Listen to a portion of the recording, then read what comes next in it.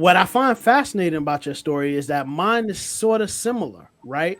Because when I was in college, studying criminology. I didn't know what the fuck I wanted to do. I just picked a major and that was it. You know what I mean? And straight out of high school for me, I went. I mean, I was so lost in terms of a career that my first career, what I wanted to do out of high school was I wanted to be a funeral director, right? Did the And same thing, Lord. yeah, I wanted to be a funeral director. So I went to this school in New York City that they get, it was like an associate degree program and you become a funeral director and blah blah blah. What made Right? you want to do that? So yeah, and this is the thing, Z, when I tell you now, when I reflect back on it, I was just I didn't know what I wanted to do. You know what I'm saying? I knew that I wanted to go to college, but I just wasn't sure what that path looked like for me. You know what I'm saying? And then also too, I just wanted to do something that was, I guess, mildly fascinating. Because at that point, there really wasn't much that was fascinating to me, right?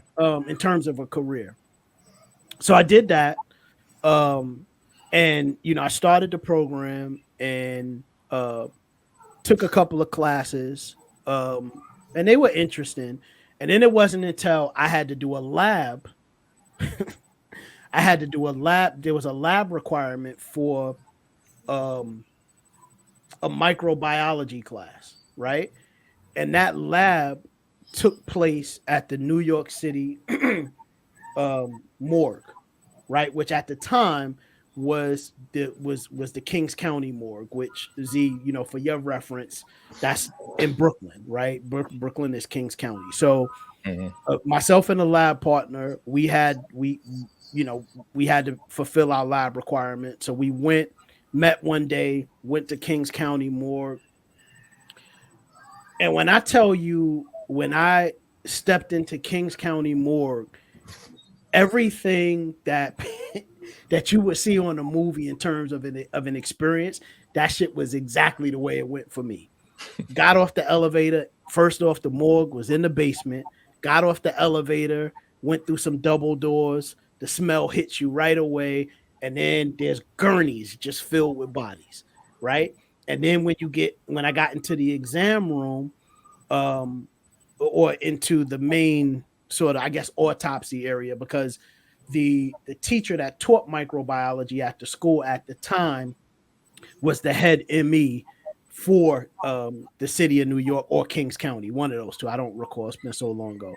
So we went in and he was our teacher. So we had the system with stuff, and it was very basic things. Like he was doing all the exam work, but he was basically just walking us through anatomical structures and, looking for sort of telltale physical signs that would sort of indicate trauma, which in turn would likely be. That sounds cool. Death.